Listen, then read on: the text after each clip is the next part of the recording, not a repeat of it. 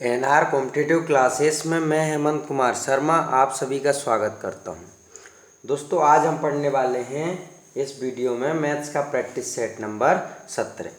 दोस्तों ये हमारी कोचिंग के चयनित छात्र हैं।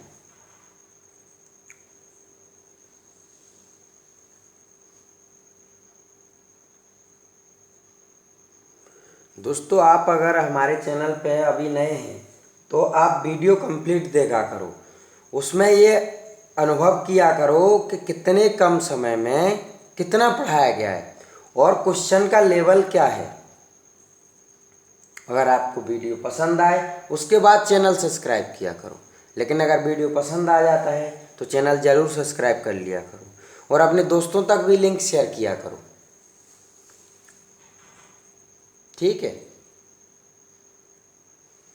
स्टार्ट करते हैं आज के वीडियो का पहला क्वेश्चन। देखो क्या लिखा हुआ है, 213 इंटू 213 प्लस 187 इंटू 187 का मान ज्ञात कीजिए। अब देखो इनका गुणा करके फिर जोड़ेंगे तो बहुत ज़्यादा समय लग जाएगा। जब भी इस तरीके का क्वेश्चन आएगा आपके माइंड में एक बात आना चाहिए कि कोई ना कोई एक फॉर्मूला बनेगा। देखो ये ए लिखा हुआ है, फिर ये लिखा हुआ है, प्लस बी लिखा हुआ है और ये बी लिखा हुआ है। इसको हमने ए मान लिया 213 को और 187 को, मतलब ये क्या लिखा हुआ है, a square plus b square. अब ध्यान से समझो, आपने फॉर्मूला पढ़ा होगा एक कि ए प्लस बी का होल स्क्वायर बराबर क्या होता है, a square plus b square plus 2ab।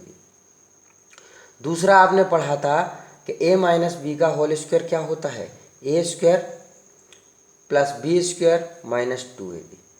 अब देखो मैं अगर फॉर्मूले एक में से दो को जोड़ देता हूँ, ठीक है, तो क्या बन जाएगा। देखो ए प्लस बी का होल स्क्वायर प्लस ए माइनस बी का होल स्क्वायर जोड़ा है तो एक ए में एक ए स्क्वायर जुड़ेगा तो क्या बन जाएगा, 2a square plus 2b square. इससे तो ये कैंसिल हो जाएगा। ठीक है, अब देखो ए प्लस बी का होल स्क्वायर प्लस ए माइनस बी का होल स्क्वायर बराबर 2 कॉमन ले लें तो क्या बना, ए प्लस ए स्क्वायर प्लस बी स्क्वायर। ये दिखने लग गया अब आपको। ठीक है, अब 2 बटे में आ जाएगा तो इसकी बराबर में क्या फॉर्मूला होता है, 1/2 ए प्लस बी का होल स्क्वायर माइनस ए माइनस बी का होल स्क्वायर। ठीक है, तो ये फॉर्मूला या इन दोनों से ही बना है ये फॉर्मूला। ठीक है, अब आगे लिख लेते हैं कि 1/2 213 प्लस 187 का होल स्क्वायर माइनस 213 माइनस 187 का होल स्क्वायर। ठीक है, ब्रैकेट बंद। 1/2 देखो 213 और 187 हो जाएंगे 400, तो 400 का स्क्वायर, सॉरी ये प्लस आ जाएगा यहाँ पर, ये प्लस का चिन्ह है। ठीक है, प्लस 213 में से 87 जाएंगे तो कितना बच जाएगा, 26 के 13 में से 7 गए 6 और 21 में से 19 गए तो 2, 26 का स्क्वायर, ब्रैकेट बंद। 1/2 जैसे 4 का स्क्वायर तो कितना हो जाएगा 16 और 2 जीरो का कितना हो जाएगा 4 जीरो, प्लस 26 का कितना होता है 676। ठीक है, इसको जोड़ दें तो कितना हो जाएगा 16 जीरो 676/2। 2 से भाग देते हैं 2 8 16 जीरो 2 3 6 2 3 6 और 2 8 16, तो 80 338। तो कौन सा ऑप्शन सही है, पहला। ठीक है दोस्तों, बहुत अच्छा प्रश्न है। और एक बात ध्यान रखना, ये प्रैक्टिस सेट नंबर कौन सा चल रहा है, 17। इससे पहले कि आप सारे प्रैक्टिस सेट लगाना। ठीक है, और अभी जो प्रैक्टिस सेट 16 नंबर से धांसू वाले प्रैक्टिस सेट हैं, आप 16 को लगाना फिर 17 को लगाना, इनमें क्वेश्चनों का बहुत अच्छा लेवल है। ठीक, और लेवल तो शुरू एक से ही है कि अच्छे लेवल के ही क्वेश्चन हैं, लेकिन इनमें और भी लेवल अच्छा है। ठीक है, अगला प्रश्न देखिए, 3 अंकों वाली संख्या 4a3 में 984 जोड़ने पर 4 अंकों की संख्या 13 20 7 प्राप्त होती है, जो 11 से पूर्णतः विभक्त होती है, तब a प्लस बी बराबर क्या। देखो उसने क्या बोला है कि 4a3 में 984 जोड़ने पर 13 20 7 प्राप्त होता है। और ये जो 13b7 प्राप्त होता है ये 11 से पूर्णतः विभक्त है। अब देखो 11 की भाज्यता का नियम बताया था कि एक छोड़कर एक जोड़ना है, ठीक है। तो 3 में 7 जोड़ दिया और 1 में b जोड़ दिया, फिर इनको आपस में घटाना है और इनका अंतर कितना आना चाहिए, 0 या 11, ठीक है। तो ये कितना हो गया 10 माइनस ये है 1 प्लस b। अगर b की वैल्यू 9 होती तो 10 में से 10 जाते तो ये कितना हो जाता 0, ठीक है। तो b की वैल्यू कितनी आ गई 9। अगर हम यहाँ पर ऐसे लिखते हैं कि 4a3 प्लस 984 बराबर 1397। देखो आप यहाँ भाग दे के भी देख लो, 1397 11 से भाग चला जाए, 11 एकम 11, कितना बच गया 2, 11 दूना 22, कितना बच गया 7 और यहाँ 7, 11 7 77, कट गया, ठीक है। अब आगे चलते हैं, 4a3 बराबर 1397 में से 984 घट जाएगा। 4a3 बराबर 7 में से 4 गए 3, 9 में से 8 गया 1 और 13 में से 9 गए 4।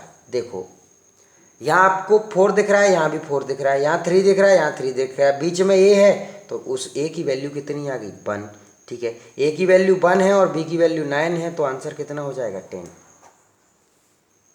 ठीक है। तो ये ए ऑप्शन सही। अगला प्रश्न देखिए, 3 अंकों की 2 संख्याओं का महत्तम समावर्तक 29 तथा लघुत्तम समावर्तक 4147 है, तब इन संख्याओं का योग कितना है। देखो हमने 2 संख्या a और b मान ली, महत्तम का मतलब होता है कॉमन, तो इस a में भी 29 कॉमन होगा क्योंकि महत्तम की वैल्यू 29 दे रखी है, और उस b में भी 29 कॉमन होगा। यहाँ तक क्लियर है। फिर हमारा फॉर्मूला होता है कि पहली संख्या इंटू दूसरी संख्या बराबर लघुत्तम इंटू महत्तम, ठीक है। पहली संख्या हमारे पास 29 ए हो गई, दूसरी संख्या 29 बी हो गई, लघुत्तम कितना है 4147 और महत्तम कितना है 29। 29 से 29 कट गया और 29 से 143 बार में कटेगा। ए इंटू बी बराबर कितना हो गया 143। अब इसका गुणनखंड करना है, तो देखो अभी पढ़ाया था मैंने कि काय से कटेगा, तो देखो 11 की भाज्यता में 1 छोड़कर 1 जोड़ना है, तो 1 और 3 कितने हो गए, और फिर दूसरी 4 बच रहा है, इनको आपस में घटाया तो 0 आ गया, मतलब 11 से कट जाएगा, ठीक है। तो 143 को हमने 11 से भाग दिया, तो 11 कम 11, 11 फिर 13 से, मतलब a इंटू बी बराबर कितना हो गया 11 इंटू 13, मतलब a की वैल्यू 11 और b की वैल्यू 13। ये वैल्यू हम यहाँ रख देते हैं कि 29 इंटू 11 और 29 इंटू 13। देखो उन दोनों में 29 कॉमन दिख रहा है, ठीक है। 11 9 99 की 9 हासुल की 9, 11 दूना 22 और 9 31 319, 13 नम्मा 117 की 7 हासुल की 11, 13 दूना 26 और 10 36 1 37 377। उसने कहा है कि इन संख्याओं का योग, तो जोड़ देते हैं, 9 7 16 की 6 हासुल की 1 7 1 8 1 9 और 3 और 3 6, तो 696 इसका आंसर है, ये सी सही है, ठीक है। दोस्तों काफ़ी अच्छे लेवल के प्रश्न हैं, आपको ध्यान से हल करना है। जो भी टॉपिक आपका कमज़ोर हो आप चैनल से कंप्लीट कर सकते हैं। चैनल पे जाओ, मैथ्स की प्लेलिस्ट खोलो, 110 वीडियो डले हुए हैं और वो भी अच्छे तरीके से व्यवस्थित, ठीक है। अगला प्रश्न देखिए, यदि a plus b plus c बराबर 13 तथा a square plus b square plus c square बराबर 69 हो तो a b plus b c plus c a बराबर क्या। देखो a plus b plus c का होल स्क्वायर बराबर होता है a square plus b square plus c square plus 2 a b plus b c plus c a, ठीक है। अब a प्लस बी प्लस सी की वैल्यू 13, तो 13 का स्क्वायर, इतने पर दे रखा है 69 plus 2 a b plus b c plus c a, ठीक है। 13 का स्क्वायर 169, ये इधर से आया 69, तो बराबर 2 a b plus b c plus c a, ठीक है। 169 में 69 जाएगा तो 100 बच जाएगा, बराबर 2 a b plus b c plus c a. 2 से ये 50 बार कट जाएगा, तो 50 बराबर a b plus b c plus c a, ठीक है। तो कौन सा ऑप्शन है, ये ऑप्शन सही है, ठीक है। अगला प्रश्न देखिए, यदि 8a² b बराबर 27ab² बराबर 216 हो तो ab का मान ज्ञात कीजिए। देखो ये आपस में बराबर हैं तो हम ऐसे लिख सकते हैं कि 8a² b बराबर 216 और 27ab² बराबर कितना 216, क्योंकि दोनों के बराबर में। तो 8 से काट दिया 27 बार में और 27 से कट जाएगा 8 बार में। तो a² b और ये नीचे लिखा हुआ ab², तो इनका आपस में गुणा कर लेता हूँ, बराबर कितना हो जाएगा 27 × 8। तो देखो आधार समान होने पर घातें जुड़ जाती हैं गुणे में, तो ये हो जाएगा AQ × BQ बराबर 27 × 8। इसको ऐसे लिख सकते हैं AQ × BQ बराबर 27 3 का क्यूब होता है और 8 2 का क्यूब होता है। जब इनकी तुलना कर दी, AQ बराबर 3 का क्यूब मतलब A की वैल्यू कितनी आ जाएगी 3, BQ बराबर 2 का क्यूब मतलब B की वैल्यू कितनी आ जाएगी 2, तो A × B बराबर 3 × 2 बराबर 6 आंसर है। तो ए ऑप्शन सही है। ठीक है दोस्तों, धांसू सवाल चल रहे हैं, आप बहुत अच्छे से हल करें। आप 16 वाला भी वीडियो देखा, एक से तो देखना ही देखना, पर लेकिन अभी आप ऐसे मत देखा करो कैसे कि आप एक से शुरू करो। आप अगर 16 नंबर का वीडियो खोला है आपने तो आप 16 से 1 पर जाओ। अगर आपने आज 17 नंबर का वीडियो खोला है तो 17 पे से 1 पे जाओ। ठीक है, आपको पहले 7 पकड़ना है, फिर पीछे वाले कंप्लीट कर लेना है। अगला प्रश्न देखिए, 5 क्रमागत संख्याओं का औसत m है। यदि अगली 3 प्राकृत संख्याओं को भी सम्मिलित किया जाए तो इन 8 संख्याओं का औसत m से कितना अधिक होगा। ठीक है, पहले 5 संख्या हमने 1 2 3 4 5 मान ली। औसत का मतलब क्या होता है, बीच की संख्या, मतलब इन सब का औसत क्या है 3। तो 3 की वैल्यू मतलब क्या है m, इन 5 संख्याओं का औसत m है, मतलब 3 की वैल्यू क्या है m। अब उसने बोला है कि अगली 3 प्राकृत संख्याओं को सम्मिलित किया जाए, तो अगली 3 कर ली तो कितनी हो जाएंगी 6 7 8 ये 3 हो गई। अब औसत कितना हो जाएगा, तो औसत बीच वाली संख्या होती है, 4 इधर छोड़े 4 इधर छोड़े, मतलब औसत यहाँ पर है। 4 और 5 के बीच में कौन सी संख्या है 4.5। ठीक है, तो पहले m की वैल्यू 3 थी, अब m की वैल्यू 4.5 हो गई, तो m से कितना अधिक हो गया, मतलब 3 से 4.5 हो गई, तो कितनी अधिक हो गई 1.5। ठीक है, तो ये डी ऑप्शन सही है 1.5।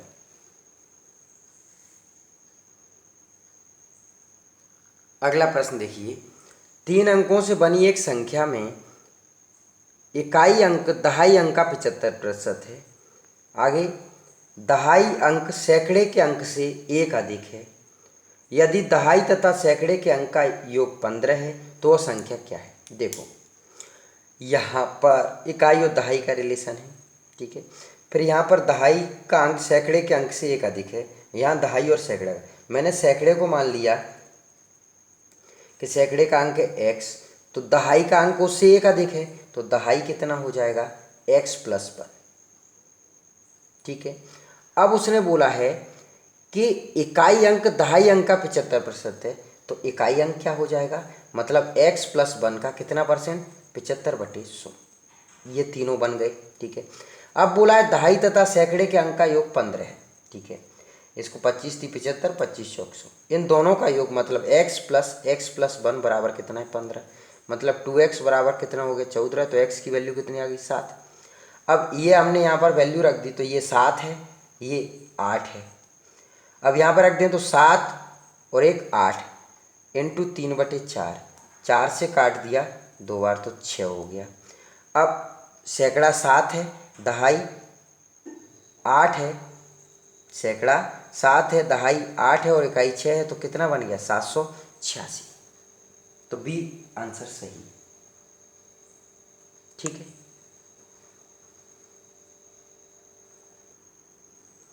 अगला प्रश्न देखिए कि 16 वर्ष पूर्व मेरी दादी जी की आयु उस समय मेरी आयु का 8 गुना थी। कब 16 वर्ष पूर्व, आज से 8 वर्ष बाद मेरी दादी जी की आयु मेरी उस समय की आयु का 3 गुना होगी। फिर बोला है कि आज से 8 वर्ष पहले मेरी तथा दादी जी की आयु का अनुपात कितना है। ध्यान से समझना है, और अगर आपका कोई सा भी टॉपिक कंप्लीट नहीं है ना तो आप चैनल से कंप्लीट कर लो। ठीक है, देखो सबसे पहले रेशो दे रखा है 16 वर्ष पूर्व का, कि 16 वर्ष पूर्व मेरी दादी जी की आयु मेरी आयु का 8 गुना थी। तो मेरी आयु मैंने मान ली x, और दादी जी कितनी हो गई, 8 गुना थी, तो 8x। ये कब, 16 साल पहले थी। तो वर्तमान में जाने के लिए जुड़ जाता है, बढ़ेगी ना, वर्तमान में पहुँचोगे तो 8x प्लस 16 और x प्लस 8, ये कब हो गई, वर्तमान में। अब बोला है कि 8 वर्ष बाद, मतलब 8 और जुड़ जाएंगे, 16 में 8 जुड़ जाएंगे तो 24, और 8 में 8 जुड़ जाएंगे तो 16, कि 8 वर्ष बाद मेरी दादी जी की आयु मेरी उस समय की आयु का 3 गुना होगी। मेरी आयु का 3 गुना कर देंगे तो किसकी, दादी जी की आयु के बराबर हो जाएगी। अब इसको हल कर लेते हैं कि 8x प्लस 24 बराबर 3x प्लस 48। ठीक है, तो 8x माइनस 3x बराबर 48 माइनस 24। 5x बराबर कितना आ गया, 24। तो x की वैल्यू कितनी आ गई, 24/5। ठीक है, 16 थी, यहाँ पर एक मिस्टेक हो गई थी। देखो ये 16 वर्ष पूर्व तो हो गई, इसमें 16 जोड़ा था तो इसमें भी 16 ही जुड़ेगा, है ना। ठीक है, फिर ये 8 जुड़ गया तो ये 24 हो गया, इसमें 8 जुड़ जाएगा तो ये भी कितना हो जाएगा, 24। ठीक है, फिर 24 में 3 का गुणा हो जाए तो कितना हो जाएगा, 72। ठीक है, 72 में से 24 घटाएंगे तो कितना बच जाएगा, 48। तो x की वैल्यू कितनी आ जाएगी, 48/5।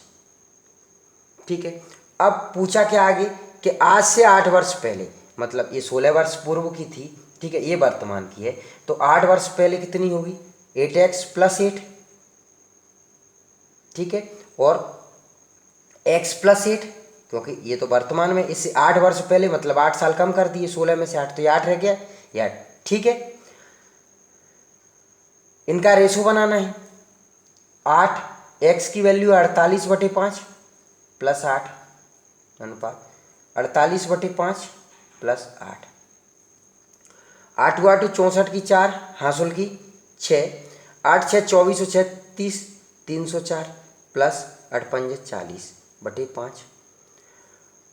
8 5 40 हो जाएगा, 48 में 40 जोड़ेंगे तो 88/5, ये 5 से 5 कट जाएगा, ये कितना हो जाएगा, 344 अनुपात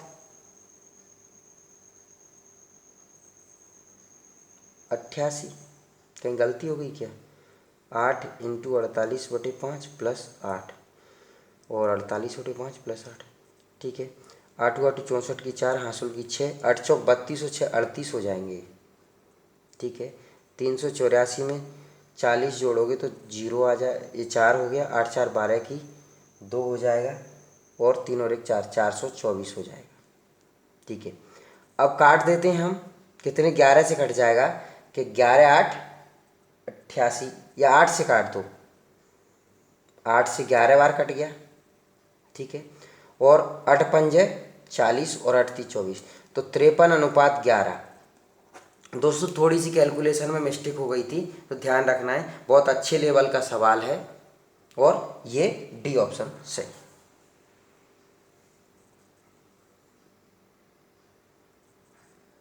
अगला प्रश्न है, किसी परिवार के चावल, मछली तथा खाद्य तेल पर किए जाने वाले व्यय 12:17:3 के अनुपात में है।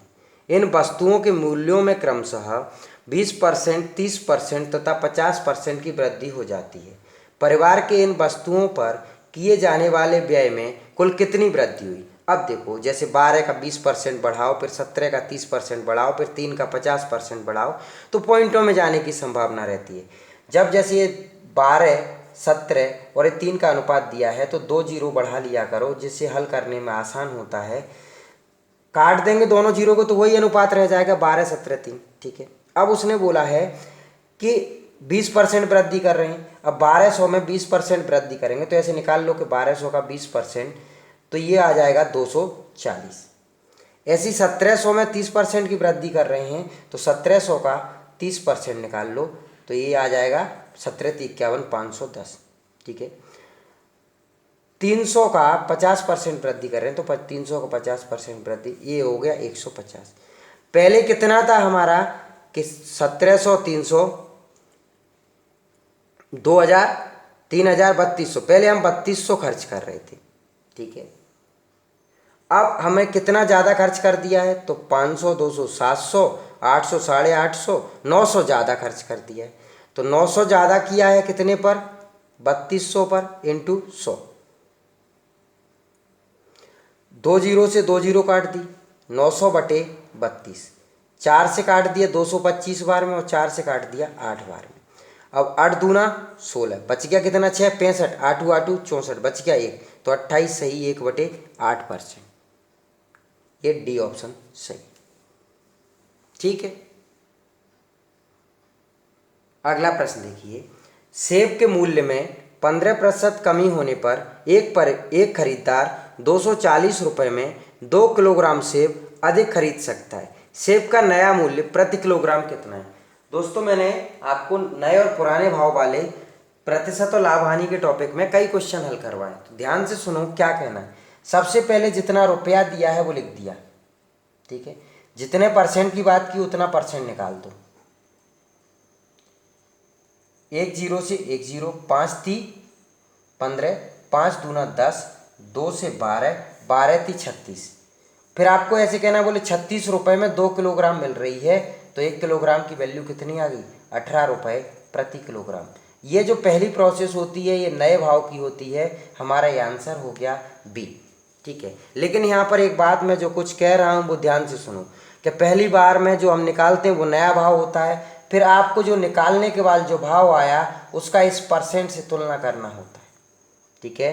कि यहाँ पर 15% कमी थी, मतलब 85% कितना आया, 18, 1% कितना हो जाएगा, 18/85 और इंटू 100। 5 से काट दिया 17 बार, और 5 से काट दिया 20 बार, 18 दूना 36, 360/17। ये कौन सा भाव था, पुराना भाव, ठीक है। और भी हम जब हल करेंगे तो 17 से 360 में भाग दे लेंगे जब ज़रूरत होगी। तो मैंने यहाँ पर आपको नया और पुराना भाव निकालना सिखा दिया। क्या करना है, देखो सबसे पहली प्रोसेस क्या होती है, जितना रुपया दिया है उतना लिख दिया, जो परसेंट दिया था उतना निकाल दिया। फिर आपको कहना है कि इतने रुपए में जो बस कितने मिल रही है, तो बोले 36 रुपये में 2 किलोग्राम मिल रही थी, तो 18 रुपये प्रति किलोग्राम नया भाव आया क्या।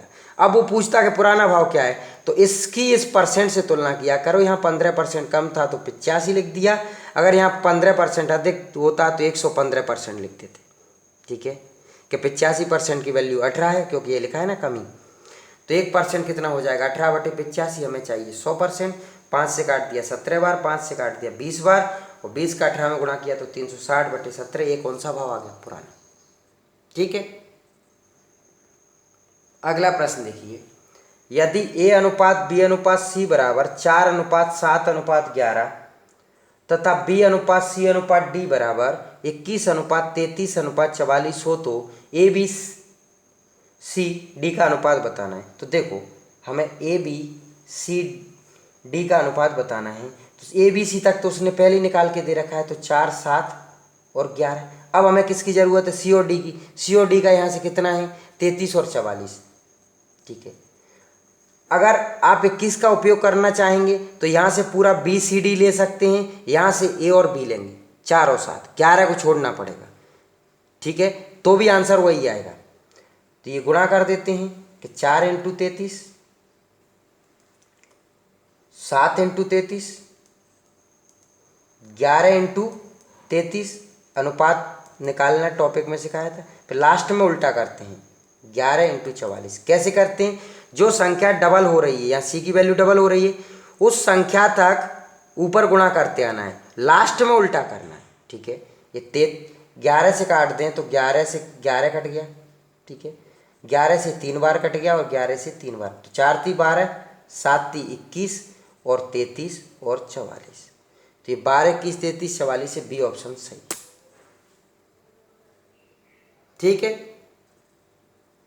देखो अगर आप इस 21 का उपयोग करना है तो फिर ऐसे लिखेंगे हम, क्या D, C और B उल्टा लिख दिया हमने। तो D का कितना वैल्यू 44, C की वैल्यू कितनी है 33, और B की वैल्यू कितनी है 21। ठीक है। अब हमें किसकी और ज़रूरत है, ए की, तो बी और ए, तो बी डबल होगा, तो बी की वैल्यू कितनी है यहाँ पर 7 और ए की वैल्यू कितना है 4, तो ये लिख दिया। अब मैंने क्या बताया कि जो संख्या डबल होती है उसका खुद के ऊपर तक गुणा करते आना है, तो 4 इंटू 7, 33 इंटू 7, 21 इंटू 7, लास्ट में उल्टा कर दे तो 21 इंटू 4, तो देखो 7 7 7 और 7 21, तो ये हो गया 44, 33, 21 और 12। देखो उल्टा लिखा हुआ है इसके घर, तो ये बी डी सी बी है, ठीक है, और ये ए बी सी डी है, तो वही आंसर आ गया ना, क्लियर है, ठीक है। अगला प्रश्न देखो, दो संख्याओं के अंतर योगफल तथा गुणनफल का अनुपात 1:7:24 है, इन संख्याओं का गुणनफल क्या है। देखो अंतर है, जिस अंतर योगफल और गुणनफल, ठीक है, इनका अनुपात कितना दे रखा है 1:7:24, संख्या बनाने के लिए यहाँ पर x लगा दिया, ठीक है। ये अंतर जैसे a माइनस बी मान लिया हमने, योगफल मतलब a प्लस बी और गुणनफल मतलब a इंटू बी। अब ये तीनों का रिलेशन एक फॉर्मूले में होता है कि a प्लस बी का whole square minus a minus b का होल स्क्वायर बराबर 4ab, ठीक है। तो a प्लस बी की वैल्यू कितना है यहाँ पर 7x का स्क्वायर, a माइनस बी की कितना है तो 1x का स्क्वायर बराबर 4 इंटू ए बी की वैल्यू कितना है 24x, 49x square minus x square बराबर 4 इंटू 24x, ये 48x स्क्वायर बराबर हो गया 24 चौक 96x, 48 दूना 96, एक्स स्क्वायर बराबर हो गया 2x, ये x से ये सॉरी x यहाँ पर ये 2 बार इसको ऐसे लिख सकता हूँ, सही कटा हुआ है, तो x की वैल्यू कितनी आ गई 2, नहीं तो ऐसे लिख सकते हो आप x इंटू एक्स बराबर 2x, तो ये x से x कट जाता है, x की वैल्यू कितनी आ गई 2। गुणनफल पूछा है तो गुणनफल का कितना है 24x, तो 24 दूना 48, ठीक है। दोस्तों इस वीडियो में बहुत अच्छे लेवल के प्रश्न हैं और मैंने पूरे बिल्कुल आसान तरीके से समझाए हैं, तो आप अच्छे से वीडियो देखना है और अपना लेवल भी बढ़ाना है ना, ऐसा नहीं कि लेवल ना बढ़ाओ, क्योंकि कंपटीशन आजकल बहुत हो गया। अगला प्रश्न देखिए, ए तथा बी ने मिलकर व्यापार आरंभ किया। ए ने 3600 रुपये 8 माह के लिए निवेश किए तथा बी कुछ पूंजी लगाकर 6 माह तक व्यापार में रहा। अंत में बी को कुल लाभ का 15/31 भाग मिला। बी ने कितना धन लगाया, ठीक है। ध्यान से समझो कि पूंजी इंटू समय बराबर क्या होता है लाभ या हानि, ठीक है। अब यहाँ लाभ का जब किया है तो लाभ को ले लेंगे, पूंजी एक ही कितनी है 3600 और समय कितना था 8 माह, बटे बी की पूंजी कितनी है x और समय कितना था 6 माह, बराबर क्या लिखा जाएगा लाभ। अब उसमें क्वेश्चन में क्या लिखा है कि बी को कुल लाभ का 15/31 मिला, मतलब टोटल लाभ 31 है और जिसमें से बी को कितने मिल गए 15, तो बी के सामने लिख दिया 15। जब 31 में से बी को 15 मिल गए तो ए के लिए कितने बचे 16, 31 में से 15 को घटा लिया, ठीक है। 8 दूना 16, 6 6 36, 2 3 6, 15 थी 4500 बराबर क्या आ गई x की वैल्यू, ठीक है। तो ये डी ऑप्शन सही।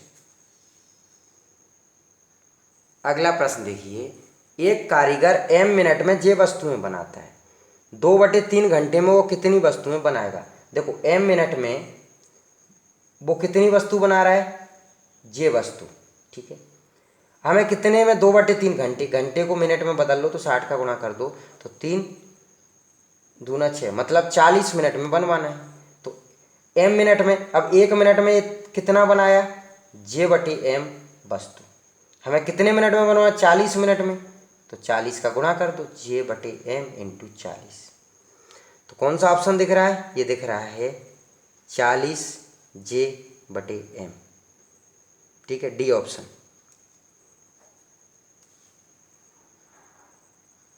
अगला और इस वीडियो का आखिरी क्वेश्चन, किसी कार्य के 7/10 भाग को ये 15 दिन में पूरा कर सकता है, ठीक है। उसके पश्चात वह बी की सहायता से शेष कार्य को 4 दिन में पूरा करता है।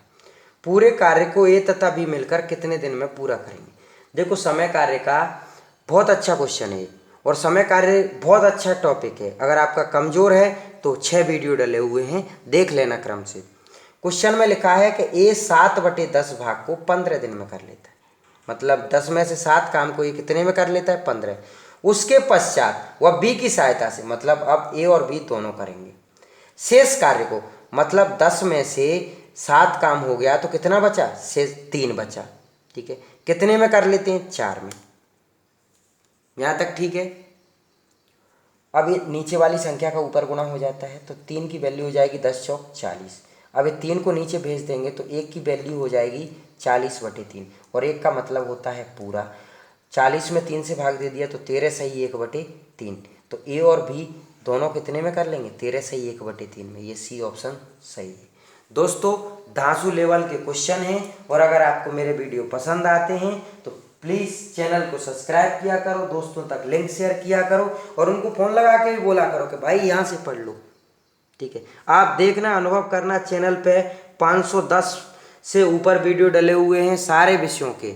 अगर आपका जीके और मैथ्स कमज़ोर है तो निकालो मोबाइल और पढ़ना शुरू कर दो। ठीक है, धन्यवाद।